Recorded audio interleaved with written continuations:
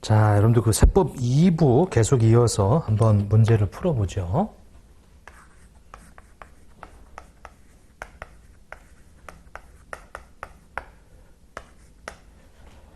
자, 먼저 문제 1번에 보면 다음 중에서 국세기본법상 특수관계인에 대한 설명으로 옳지 않은 것은 자, 1번 사촌인의 혈족이에요. 삼촌인의 인척이에요. 특수관계자에 해당이 되죠. 자, 배우자 당연히 되죠. 근데 가로 열고 사실상의 혼인관계, 이게 사실혼자 포함이 돼요. 사실혼자도 특수관계자다라고 하는 거죠, 이게. 그래서 2번이 거기 제외된다라고 해서 그것이 틀렸어요. 자, 3번에 보면 개인인 본인이 직접 또는 그와 친족관계에 있는 경제적 연관관계에 있는 자를 통해서 법인의 경영에 대해서 지배적인 영향력을 행사하고 있는 거 특수관계자죠. 개인 또는 법인이 직접 또는 또 그와 친족관계 또는 경제적 연관관계에 있는 자를 통해서 본인인 법인의 경영에 대해서 지배적 영향력, 이거 다 특수관계자예요. 이렇게 돼 있고, 이 부분도 사실은 좀 지엽적인 얘기인데 이것도 이제 시험에 냈죠. 자, 이제 두 번째, 우리 그러니까 이제 여러분들 그 저번 연도 한 1년 동안에 이제 기출이 됐는데, 그리고 요번에 25년도에 이제 또 기출이 됐는데, 이제 조금 더 이 내용들을 숙지하셔야 돼. 25년도 이제 기출 문제들은 조금 더 파고 들어야 된다 이거죠. 이게 첫 해는 이거보다 좀 더 쉬웠어요. 이게. 근데 두 번째 정도부터는 조금씩 어려워져요, 이게. 자, 거기 이제 두 번째 보면은 국세부가 제척기간 합계로 오른 것은 이렇게 나와 있네요. 자, 법정 신고 기간까지 과세편 신고, 이거 이제 무신고죠. 무신고. 이렇게. 무신고는 이제 7년. 무신고. 이 관련해서 제척 기간은 7년이다. 역외 거래가 아닌 경우에. 그 다음에 이제 두 번째. 일반적으로 무신고는 7년. 자, 부가세에 대한 가산세로 납세자의 부정행위로 세금계산서 미발급 가산세로 부과 대상인 경우. 자, 이제 이 부정행위란 말이 들어갔죠. 부정행위란 말이 들어가면 일반적인 세목들은 최대가 10년이에요. 10년. 그래서 이 부정행위로 인한 요거는 이제 10년이에요. 10년. 자, 그 다음에 상속 증여는 이제 별도로 15년, 10년 이렇게 되죠. 일반 세목은 7년, 5년. 근데 부정행위 10년이고요. 여기 3번에 보면은 이제 이 법정신고까지 과세편 신고를 제출한 자, 증여세인 경우, 자, 일반적으로 요건 이제 신고가 들어간 거죠. 그것에 대한 것은 10년이죠. 요게. 그러니까 이제 신고한 증여세.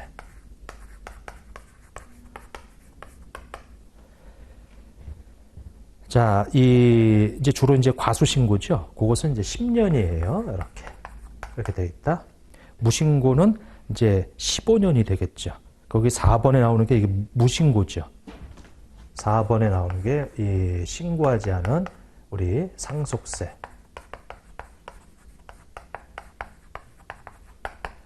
(15년이다) 그래서 요거 이 국세부가 제척기간이라고 해서 이걸 다 더하게 되면 42년이 되겠네요.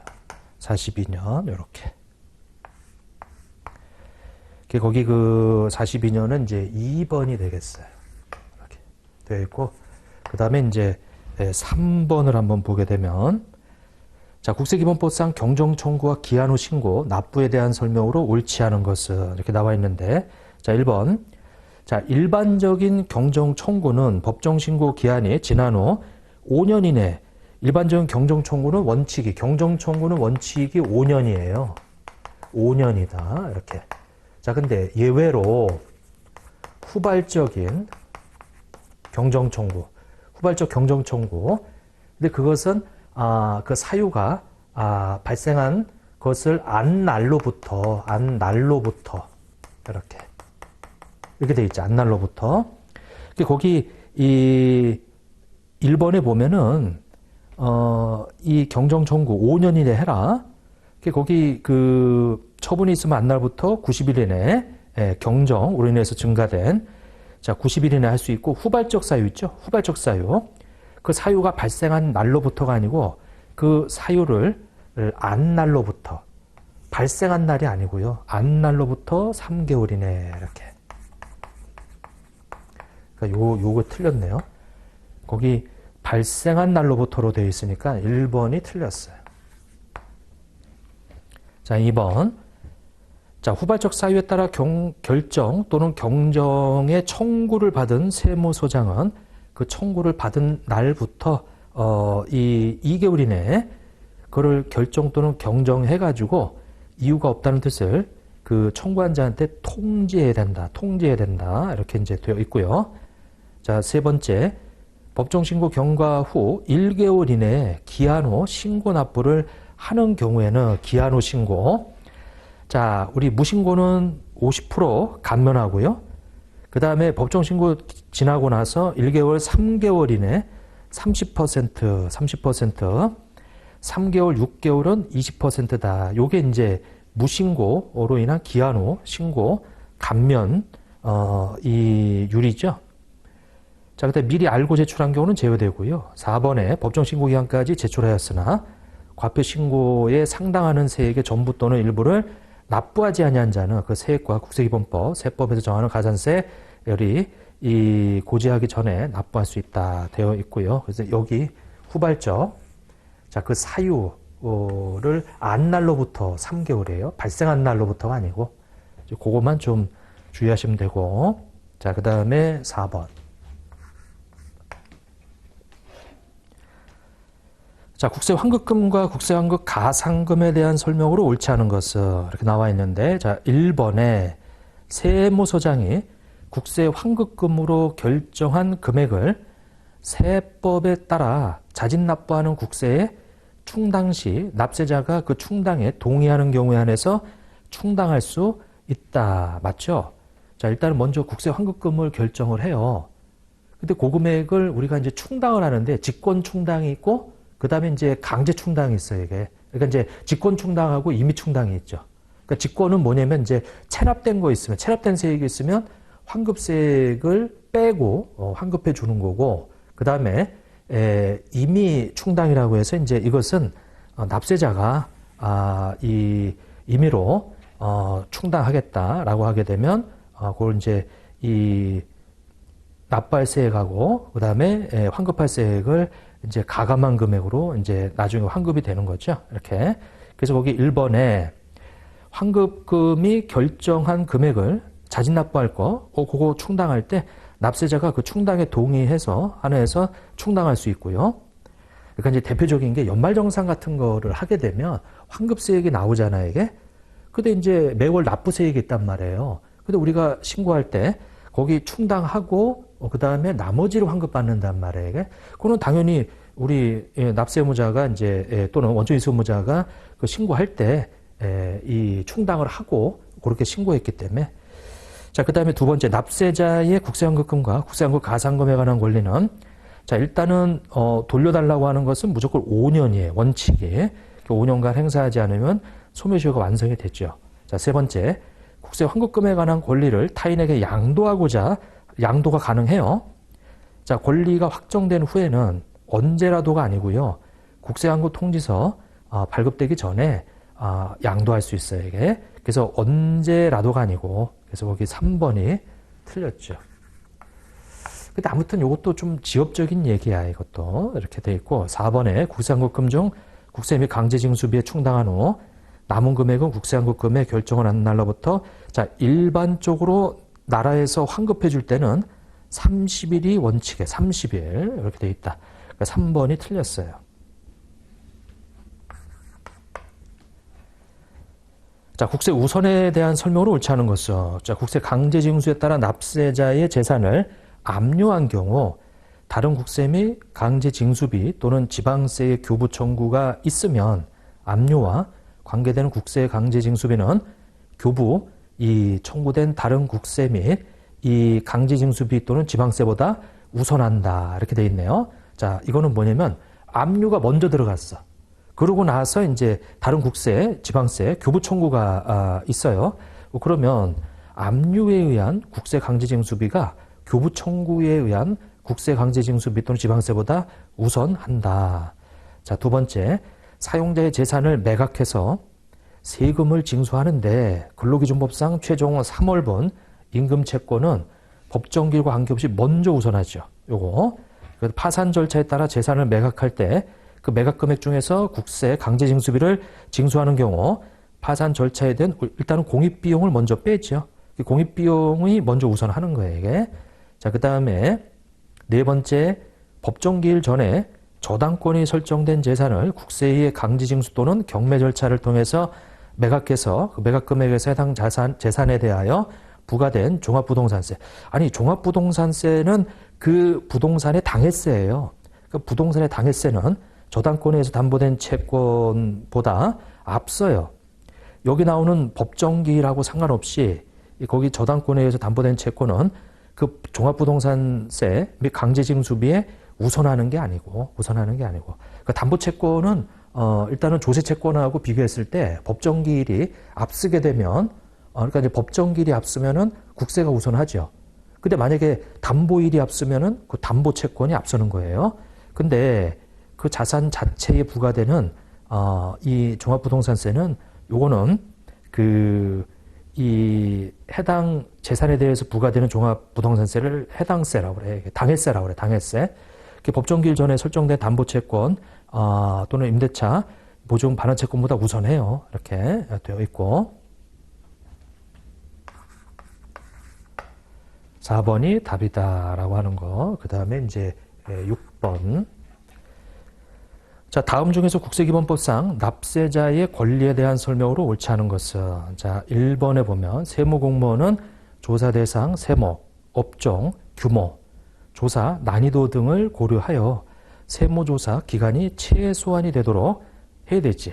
왜냐면 업무 보는데 세무조사 나왔다고 해서 이게 지장을 주면 안 된단 말이에요. 최소화해라. 그래서 세무조사 기간은 연장할 수는 있죠. 원칙은 최소화라고 되어 있는데, 자, 그 다음에 두 번째, 세무조사 사전통지를 받으면 납세자가 납세자의 장기 출장 등으로 세무조사 받기 곤란하다 하는 사유들이 있지. 그럼 이제 연기해 줄 것을 문서로 제출 신청할 수 있고요. 자, 연기 신청을 받은 관할 세무서장은 연기 신청 승인 여부 결정해서 개시 전에 통지해 줘야 되고요.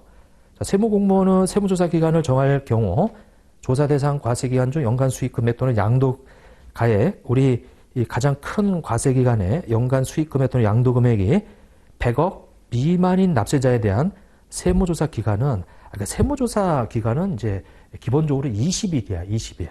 20일. 그 30일이 아니고. 자, 세무공무원은 국가기관이 조세 쟁송이나 조세범의 소출을 위해서 요구하는 경우 또는 통계청장이 뭐 이런 통계 작성 목적으로 요구하는 경우는 정보 제공할 수 있다. 정보 제공. 자, 그 다음에 이제 7번을 한번 보시죠. 그러니까 이제 시험 문제가 이런 식으로 나오게 되면 이 세법책이라고 하는 것이 워낙 두껍잖아요, 이게.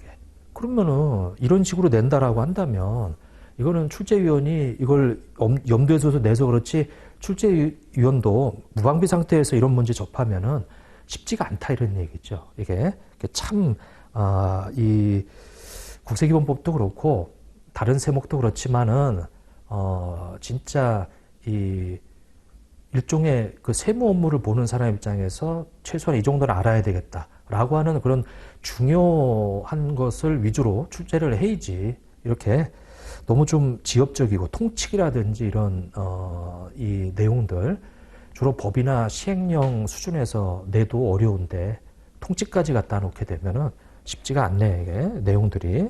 그러니까 수험생 입장에서는 참 안타까운 일이에요. 이거 내용을 봤을 때는 여기 물론 일부도 그렇지만은 자 7번에 보면 자 옳지 않은 것은 이렇게 나와 있는데 1번에 위탁자가 신탁 재산을 실질적으로 통제하지 아니하는 신탁의 경우 자 그러면 위탁자가 신탁 재산을 통제하지 않는다는 수탁자한테 넘어간 거지. 선의 제3자가 수익자로 정해진 신탁 재산에 귀속되는 소득은 이거는 실질이 제3자의 소득으로 보는 거예요. 귀속되는 거예요. 이게. 그 신탁의 위탁자에게 귀속되는 것이 아니고요. 그 소득은 제3자한테 귀속되는 거지. 그러니까 실질이 통제하고 있지 않다면 1번이 그러니까 소득의 귀속은 이게 뭐예요? 실질과세, 실질과세. 자, 귀속에 대한 실질과세라는 얘기죠.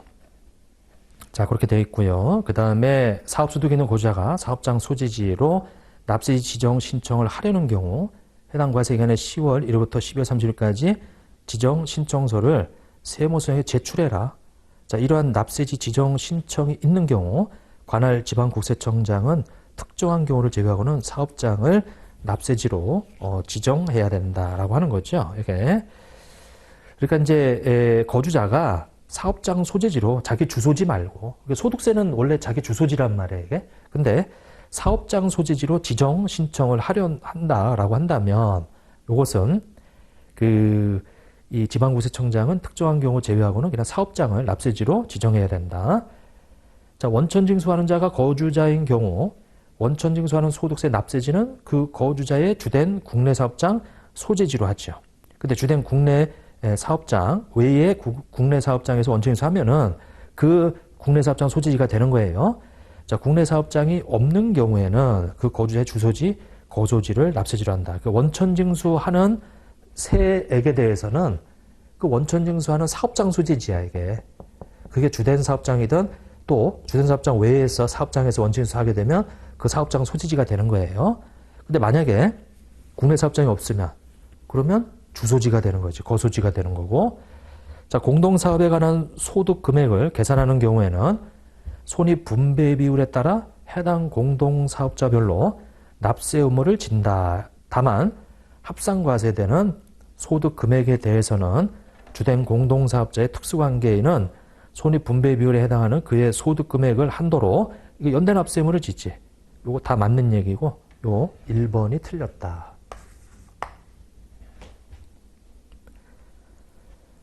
자, 8번에 보면은 다음 중 소득세법상의 거주자와 비거주자에 대한 설명으로 옳은 것은 자, 국내에 거주하는 개인이 계속해서 183일 이상 국외에 거주할 것을 통상 필요로 하는 직업을 가진 경우에는 국외의 주소를 가진 것으로 보지요.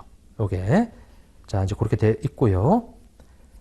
자, 두 번째 이렇게 반대로 외국인이 우리나라에 와서 183일 이상 필요로 하는 직업을 갖게 되면 그 외국인도 거주자가 되는 거야, 이게. 예? 이렇게. 그래서 우리나라에서 번 소득에 대해서 그리고 국외에서 번 소득에 대해서 합산과세하게 돼 있죠. 물론 단기 거주자, 외국인 특례가 있어요. 자, 이제 두 번째, 국내에 거주하는 개인이 국내에 생계를 같이 하는 가족이 있고 그 직업 및 자산 상태에 비추어 계속해서 183일 이상 국내에 거주할 것으로 인정되는 경우에는 국내에 주소를 가진 것으로 본다. 국내에 주소를 가진 것으로 본다. 아니, 이 2번이 요 지금 1번하고 지금 그러니까 이제 요런 함정에 빠지면 안 되는데 읽다 보면은 시험장에서 이 1번이 맞는 것처럼 보이죠, 이게. 근데 원래 국내에 거주하는 개인이 계속해서 183일 이상 이 국외에 거주할 것을 통상 필요로 한 직업을 가진 경우에는 이 국외에 주소를 가진 것으로 본다 이렇게 돼 있어요. 근데 거기서 국내와 국외 그 말이 좀 헷갈리죠, 이게. 그게 뭐냐면은 국내에 거주하는 개인이 계속해서 183일 이상 국내에 거주할 것을 통상 필요로 하는 직업을 가진 때에는 국내 주소를 가진 것으로 본다. 그래서 거기 1번에 국내에 거주하는 개인이 국내에 거주하잖아요, 이게. 그 사람이 183일 이상 필요로 하는 직업을 가진 경우에는 국내에 주소를 가진 것으로 본다. 그래서 거기 국내예요. 국내. 국외자를 다 국내로 바꿔줘야 돼. 여기 앞에가 국내로 돼 있는데 그 지금 뒤에 있는 말이 좀 틀렸지, 이게. 그래서 1번은 거기 국외에 거주할 것으로 통상 필요로 하는 거 거기서 국내로 좀 바꿔줘야 되고 그 다음에 국내 주소를 가진 것으로 본다. 자, 그럼 2번이 맞는 얘기예요. 국내에 거주하는 개인이 국내에 생계를 같이 하는 가족이 있고 직업 이렇게 있을 때 국내에 거주할 것으로 인정되는 경우에는 국내 주소를 가진 것으로 본다. 2번이 맞는 얘기지. 2번은 거기 국외에 그 두 가지를 국내로 좀 바꿔줘야 되고요. 세 번째, 거주자나 내국법인의 국외사업장 또는 내국법인이 발행 주식 종수에 이거 100%인데 해외 현지법인은 100%인데 거의 90%라고 돼 있네. 자, 네 번째, 비거주자가 국내에 거소를 둔 기간이 이 과세 기간에 걸쳐서 183일 이상인 경우에는 국내에 183일 이상 거소를 둔 것으로 본다 이렇게 돼 있는데 그게 아니고요. 한 과세 기간 동안에 두 과세 기간이 아니고 한 과세 기간 동안에 183일 이상의 거소를 둔 것으로 본다. 한 과세 기간이에요. 거기서 틀린 거는 한 과세 기간 그거. 자, 그래서 4번도 틀렸고, 근데 지금 이 거주자 비거주자 구분하는 거 이거 사실 쉬운 일이 아닌데 요거 지금 그 문제를 냈죠. 그래서 이 부분도 자세히 해야 돼. 이제 2025년부터는 좀 자세히 이 내용들 좀 다뤄야 돼 이거. 자, 그 다음에 이제 9번을 한번 보세요. 이렇게. 자, 다음의 자료를 이용해서 근로소득자 갑의 종합소득 산출세액을 계산하면 얼마인가? 단 이자소득과 배당소득에 대한 원천징수는 적정하게 이루어졌다. 이렇게 돼 있네요. 자, 그래서 거기 소득 내역이 있는데 금융기관으로부터 받은 이자. 자, 이거 이자소득이죠. 자, 그 문제에서 말하는 것이 산출세액이니까 이자소득 금액, 배당소득 금액. 우리가 은행에서 받은 이자가 1,000만 원이 있어요. 이렇게. 자, 비상장부에서 받은 배당금이 1,000만 원이 있고, 그 다음에 비영업대금의 이익이라고 해서 500만 원이 있고요. 자, 그러면 금융소득은 일단 요거 합쳐서 지금 2천만 원이 넘어가죠. 그러면 그로소 금액이 달라붙어. 이게. 그래서 그 2천만 원 초과분하고 이게 2,500이니까 500이 초과되네요. 이렇게. 그 다음에 이제 그로소 대상 금액은 요 1,000만 원이 그로소 대상 금액이지. 1,000만 원이 이렇게. 거기다가 이제 10% 그로스업이라고 하는 거 이것이 이제 달라붙을 거예요. 그러면 1,500만 원이 되고요. 그 다음에 1,000만 원에다가 둘 중에 작은 거 500만 원에 대해서 10% 하게 되면 이제 50만 원이 달라붙네요. 그래서 1,050만 원이 되겠지. 자, 그러면 금융소득 금액은 이제 2,550만 원이라고 하는 것이 이제 되겠죠. 근데 사업소득 금액은 거기 아예 주어져 있네요. 3천만 원으로 이렇게. 자, 그러면 종합소득 금액은 이게 합쳐진 5,550만 원이 되겠어요. 자, 그런데 종합소득 공제 금액이 있어요. 이게 종합소득 공제 금액 이렇게.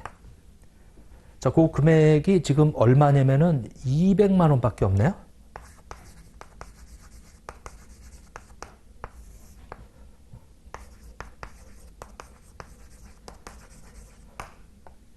자, 종합소득 과세 표준이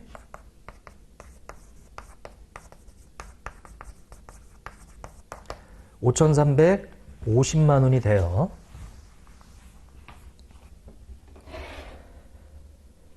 자, 5,350은 이제 우리 비교 산출세. 자, 일단은 첫 번째가 맥스. 자, 이렇게 이제 둘 중에 그래서 첫 번째가 종합과세 산출세액이죠. 지금 5,350이라고 하는 거. 자, 이제 2천만 원을 뺀, 자, 거기다가 이제 기본세율을 곱하고요. 그 다음에 이 2천만 원을 뺐죠. 그 2천만 원에 대해서는 14%. 이렇게 구하고요. 그 다음에 비교 산출세액은 5,350만 원에 우리 금융소득 금액이 2,550이 있어요. 2,550을 뺀 금액의 기본세율. 그리고 2,550을 뺐는데 원천유세율이 이 비영업대금액이라고 하는 이 500만 원만 25%고 그리고 나머지 2천만 원은 14%죠.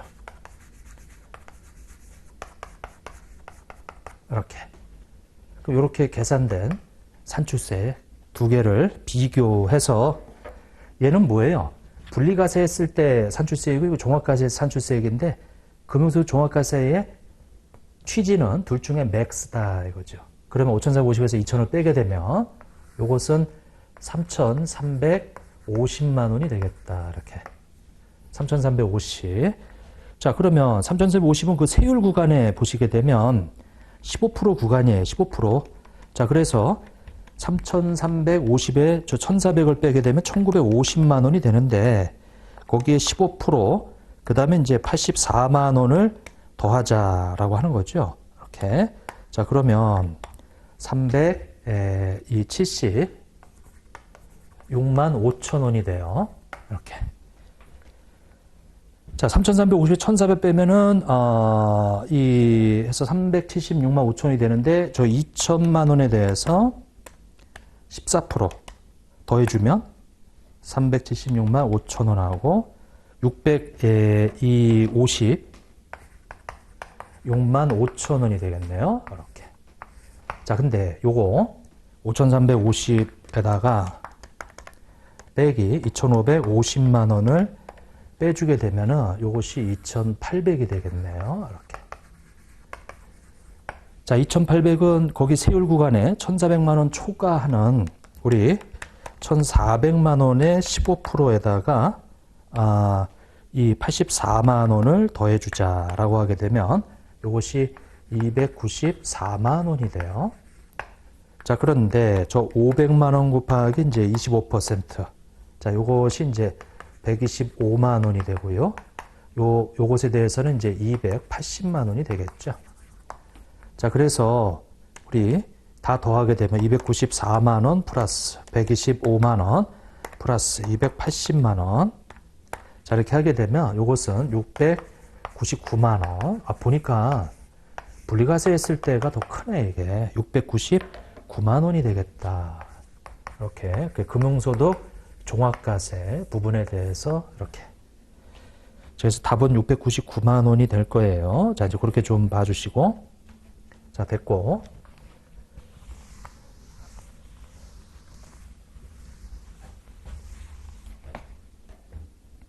그러니까 지금 이런 문제는 뜬금포에 뜬금포.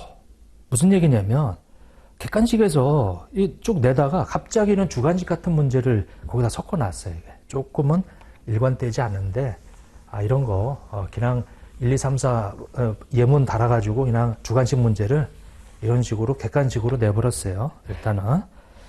자, 그 다음에 이제 10번 봐보세요. 법인세법과 소득세법의 차이에 대해서 설명으로 옳지 않은 거. 법인 대표자에 대한 급여는 송금 인정되죠? 개인 사업자는 안 되죠. 근데 개인 사업자의 국민건강보험료, 노인 장기요양보험료 다 비용 처리가 되는데 이게 1번이 틀렸네요. 이렇게. 자, 2번에 법인 대주주, 법인의 자금을 임의로 인출하여 사용할 수 없죠. 법인이 하는 별도의 인격체가 있는데 개인 사업자는 그 사람 자체가 이 소득의 주체예요. 그러니까 필요하면 언제든지 자기 돈이니까 인출할 수 있지. 자, 세 번째, 사용자가 재고자산 가사용으로 소비하거나 이를 사용의 또는 타인에게 지급한 경우 법인세법에서는 부당이산 부인이 적용되고요. 소득세법에서는 이를 총수익금에 산입하지. 자, 종합분리 분류 소득세는 법인세는 포괄주의죠. 다 포함해서 이렇게 구분하지 않고. 자, 그 다음에 이제 11번을 한번 보세요. 60% 필요경비, 공익사업, 지역권, 지상권 설정되어, 자, 산업재산권, 상표권 양도되어. 자, 그 다음에 3번, 통신 판매 중개하는 자, 물품 장소 대여하고 연 500만 원이야 사용료. 이거 다 60% 우리 의제 필요경비 인정되는 건데 4번에 보면 공익법인이 주무관청의 승인을 받아서 시상하라. 이건 이제 80%지. 4번. 자, 12번에 다음 중 소득세법상 인적 공제에 대한 설명으로 옳지 않은 거. 자, 추가 공제에는 경로우대자, 장애인, 부녀자, 한부모 있죠. 경로우대자 공제와 장애인 공제 중복 적용 가능하지. 부녀자 한부모는 중복 적용이 안 되고요. 한부모 받으면 돼요. 한 자녀에 대해서 아버지, 어머니가 동시에 인적 공제 받을 수 있는 경우에 기본 공제는 아버지가, 추가 공제는 어머니가 말도 안 되지. 아버지가 기본 공제 받고 추가 공제도 아버지가 받아야지. 그래서 2번이 틀렸네요. 자, 3번. 장애인 200이고요. 경로대자 100만 원이고요. 부녀자 50이고 한부모는 100만 원이죠. 기본공제 150이고 4번에 해당하는지 여부 판정은 원칙적으로 종료일 시점이죠. 다만 그 전에 사망하거나 장애 치유되면 그 전날로 보고요. 자, 그 다음에 13번.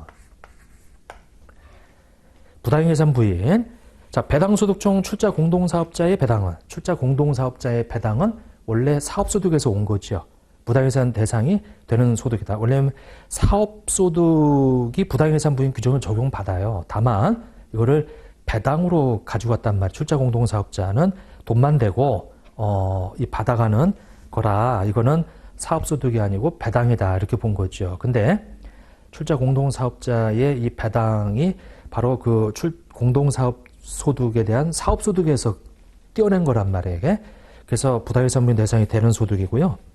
아무튼 출발이 사업소득에서 출발했으면 부당예산 부인 적용이 되고, 자, 2번에 보면 부당예산 부인에 의해서 총수익금액에 산입하거나 필요공비에 불산입한 금액은 이거는 세법적으로 소득금액 계산할 때 거기 그 기타 부정한 행위에 의한 조세 포탈한 것으로 간주하지 않아요.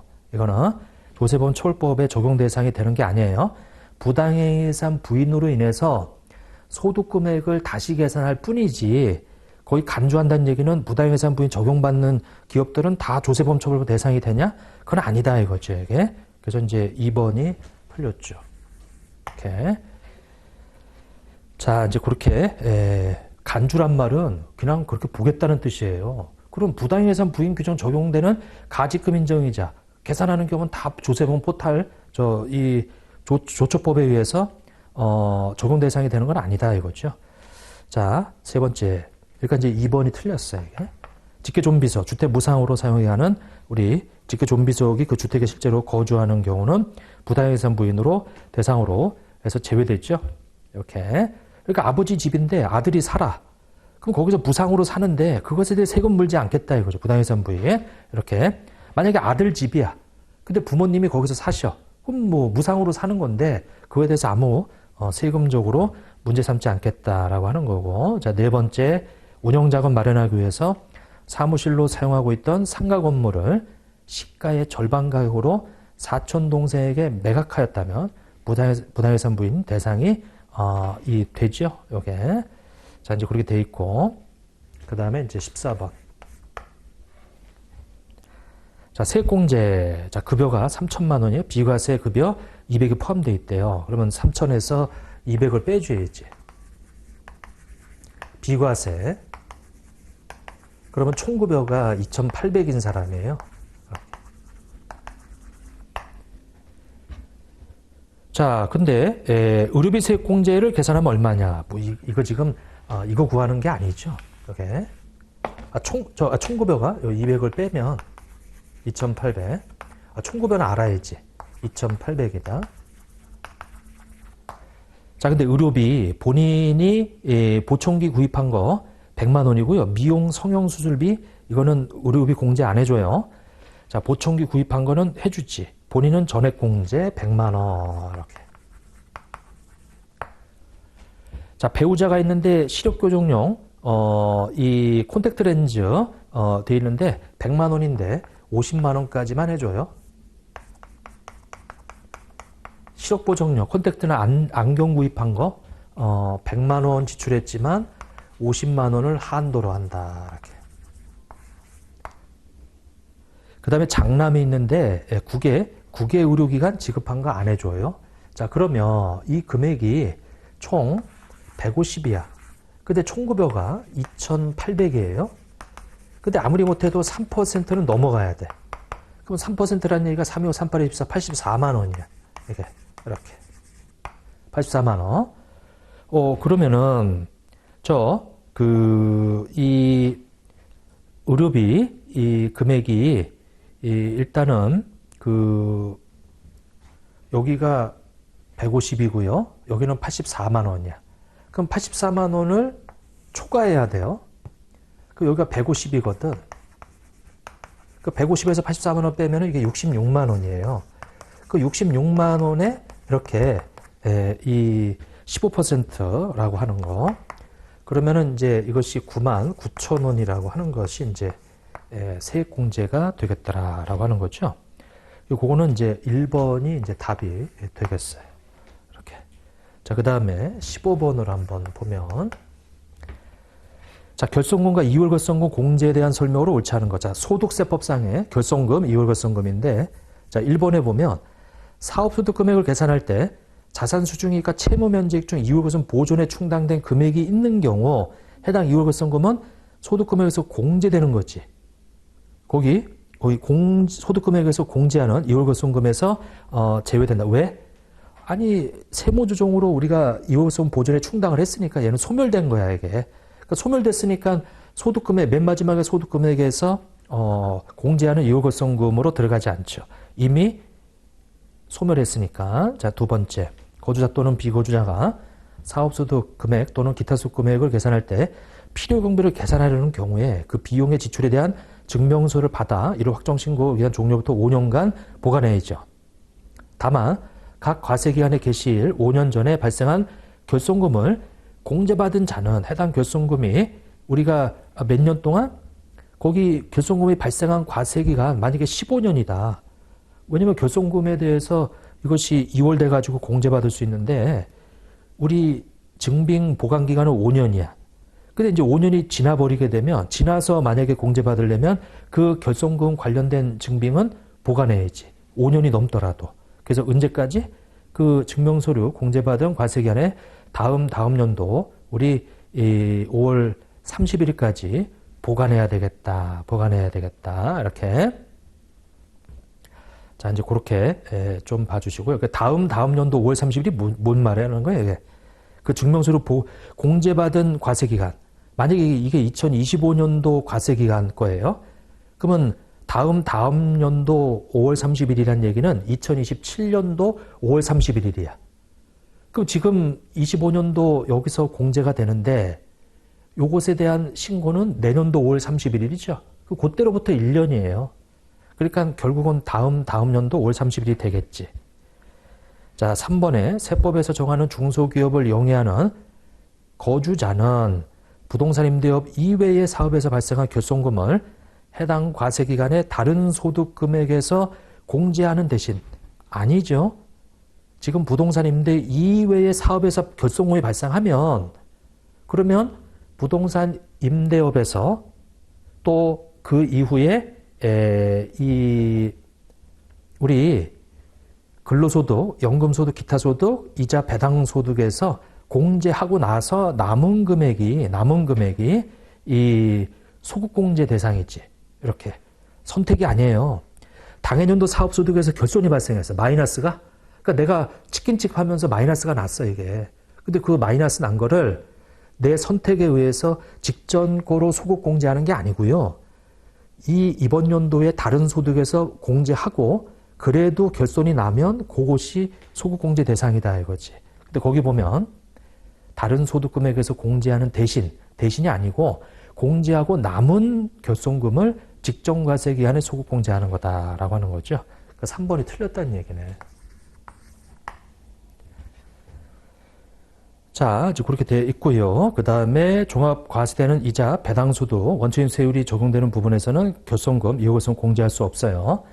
자, 이제 되어 있고 이게 이제 우리가 금융소 종합과세 취지에 2천만 원까지는 분리과세 세율, 14% 세율. 그러다 보니까 이제 거기서 만약에 공제하게 되면 환급이 돼야 돼 이게. 그래서 그렇게 계산하지는 않는다 이거죠. 자, 됐고, 그 다음에 1번 한번 봐보세요. 주관식 1번. 자, 국세기본법상 보충적 납세 의무란 본래의 납세 의무가 이행되지 않을 때 본래 납세 의무자와 일정한 관계 있는 자한테 보충적으로 납세 의무를 지게 하는 제도지요. 공통적으로 들어갈 내용을 작성하시오. 국세기본법 제2조에 따르면 모란 납세자가 납세 의무를 이행할 수 없는 경우에 납세자에 가름해서 납세 의무를 지는 자를 말한다. 이거 2차 납세 의무자지. 이게 그러니까 원래 납세 의무자가 이 납부할 수 없을 때, 이행할 수 없을 때 이 납세자에 가름해서 납세 의무를 지는 자. 자, 거기 성격이 뭐냐면 본래 납세 의무가 소멸하면 보충적 납세 의무도 소멸하는 거야. 그러니까 이제 이 효력이 이 제2차 납세 의무자에 그대로 미치죠. 이게 2번도 마찬가지고 그래서 제2차 납세 의무자가 답이 되는 거고요.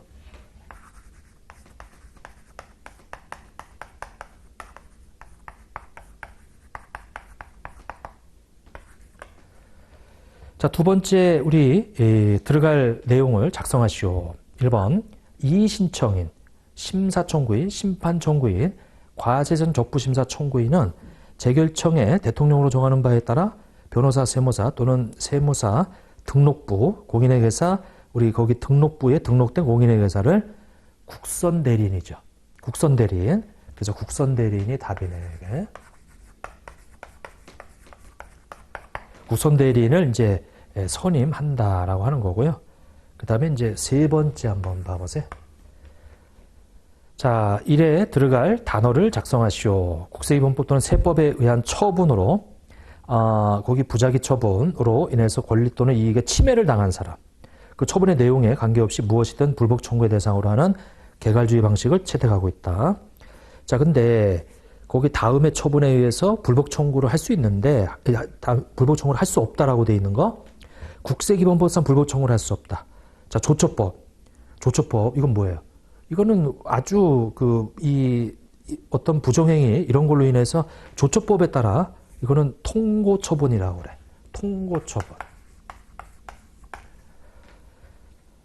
이런 식으로 내면 참 그러네요. 이게. 그래서 이게 지금 단어 채워놓는 건데 그 감사원법에 따라 감사원법은 심사청구예요. 심사청구. 감사원에다가 이 신청하는 거 심사청구예요. 그다음 국세기본법 또는 세법에 따른 과태료 부과처분. 과태료 부과처분. 이게 참 이런 식으로 시험 문제를 내면 이게 참 좀 수험서를 가지고 공부하는 사람 입장에서는 이건 뭐 거의 세법의 법이나 법령을 다 알아야 된다. 국세기본법 내용을 이건 좀 아닌 것 같아. 이게 그 출제위원들이 너무 나와 있는 거 가지고 그냥 빈칸을 놓고 이렇게 문제를 내버리는데 이건 좀 과한 것 같아. 이게 이런 부분들. 자, 아무튼 1번 문제에서 1번에 들어갈 거 물어보니까 통고네. 통고. 이런 문제 별로 좋은 문제 아니네요. 1, 2, 3번을 다 써라 그게 아니고 1, 2, 3번 해놓고서 1번만 써라. 이렇게. 뭐 아무튼 이렇게 돼 있고요. 그 다음에 이제 네 번째 한번 봐보세요.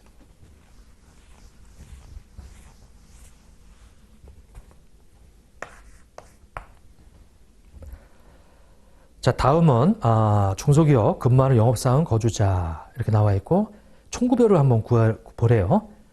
자, 급여가 1억 원이네요. 그럼 1억 원 다 들어가야지. 급여. 그 다음에 식대가 450이 있어요. 월 50만 원씩 수령하고 식사를 따로 제공받는데 식사를 따로 제공받으면 돈 받는 건 다 과세야. 그 450이 다 들어가야 돼. 그 다음에 주택 취득에 소요되는 자금. 이 사람은 영업사원이거든요. 그러니까 영업사원이라는 얘기는 이제 그 주택 취득에 소요되는 무료 제공한 거, 이거는 근로소득으로 보지 않아, 이게. 자, 뺀다, 비과세로 뺀다. 자, 네 번째, 법인세법에 의해서 상여로 처분된 금액이에요. 근데 요거는 근로를 제공한 날이 있고요. 결산 확정일이 있는데, 인정상여, 상여로 처분된 거. 자, 이 귀속이, 이 작년이에요. 거기 근로제공일이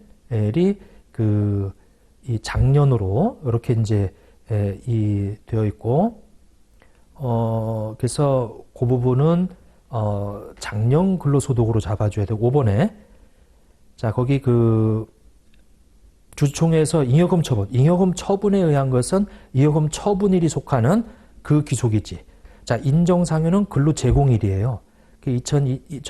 작년 걸로 가고요. 2025년 기준으로 하면 2024년이 되겠지. 그리고 5번에 잉여금 처분에 의한 상여금은 그 처분 결의일이야. 그게 올해로 돼 있네요. 거기 올해로 돼 있잖아요. 이게 3월 1일로 결의일이. 그럼 요거는 이번 연도에 총급에 집어넣어야지. 600만 원. 자, 그 다음에 발명진흥법에 따라 사용자로부터 받는 징후발명 보상금은 700만 원까지 한도죠. 그러다 보니까 그 700만 원까지 비과세고 그 초과하는 250이 과세가 돼요. 자, 그다음 7번 공휴일 연장 근로 근무 수당 150이다.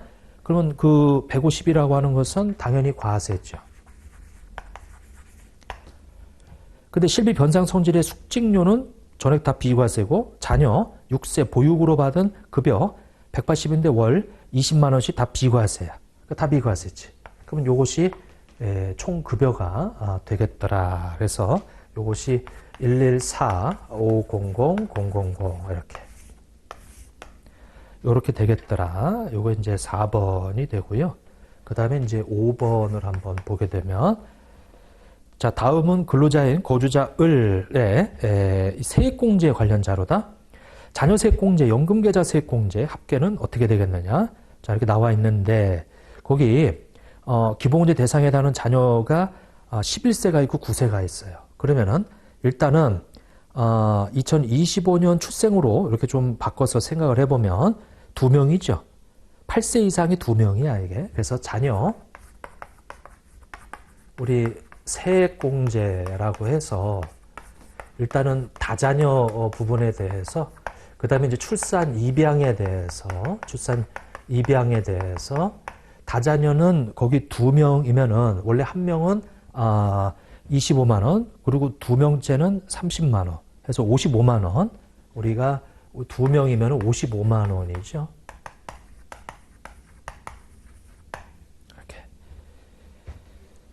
자, 그 다음에, 누구냐면은, 0세, 우리 25년도로 바꿔서 생각해보면 출산했어요. 그럼 얘가 셋째야. 셋째는, 한 명이 요게 셋째예요. 요것은 이제 70만 원을 해주죠. 지금 요 합치게 되면, 125만 원이 이제 자녀 세액 공제로 받고요. 연금계좌 세액 공제라고 되어 있는데, 자, 우리 신규 납입한 거 연금저축계좌가 800이 있고요. 그럼 연금저축계좌는 한도가 600이거든. 자, 거기다가 또, 우리 퇴직연금 계좌 합쳐가지고 이게 400을 더. 근데 요거는 이제 900이거든요. 그러면 여기서는 600이고 합쳐가 1000만 원인데 900이 되겠네. 900만 원 이렇게. 자, 그래서 이 900만 원으로 돼 있는데 900만 원으로 자, 거기 연금계좌 납입한 게 800하고 400, 1200인데 한도 해서 900이 되는데 900에 대해서 거기 이 공제율이 15%죠. 5,500만 원 이하자 15%.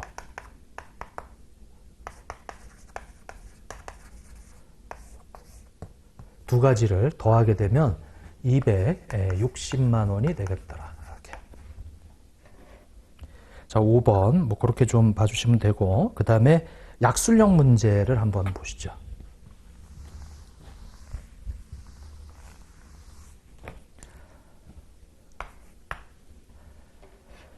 자, 다음은 국세기본법 납부지원가산세에 대한 내용이다. 다음 중에서 1 및 2의 가산세를 적용하지 않는 경우를 5가지 이상 소술하시오. 뭐 이런 식의 문제. 법조문을 그냥 갖다 쓰라는 얘기잖아, 이게. 이런 거는 참 좀 지양해야 되는데, 이게. 그냥 나열되어 있는 거 그냥 쓰라는 얘기, 5가지 이상. 자, 거기 보면 납부지원 가산세예요. 요게 부과되지 않는 거. 요거는 뭔가를, 이 변경했기 때문에, 만약에 이 세액이 증액되면은 그것에 대한 잘못은 없다. 무슨 뭐 판결이라든지 아니면 뭐 여러 가지 이유로 금액이 바뀌는 거죠. 그러면 거기 일단 첫 번째 보게 되면 부가가치세법에 따른 사업자가 납부기한까지 어느 사업장에 내가 사업장이 여러 개가 있어요. 이게. 근데 잘못해서 다른 사업장에서 이미 납부했어요. 이거를. 이 사업장에서 납부해야 될 것을. 지금 그 부분에 대해서 납부지원가산세 물리지 마라. 다른 사업장에서 더 초과 납부했다면. 이게. 그래서 이 1번이 그렇고 그다음에 2번 같은 경우는 대손세액 공제를 했는데 이 부분을 부가가치세법에서 따라 공제 공급받은 사업자가 여러분들 대손세액 공제를 신청하는 사람은 저쪽 매출 공급자 쪽이에요. 그럼 이쪽에서 신청해가지고 매출세액을 줄였어 이게. 근데 나는 그걸 몰라. 그러면 나는 이 대손세액 공제 받은 거 토해내야 되는데 근데 그걸 모르다가 나중에 보니까 이쪽에서 대손 신청을 해가지고 그 매출세액에서 뺐단 말이에요.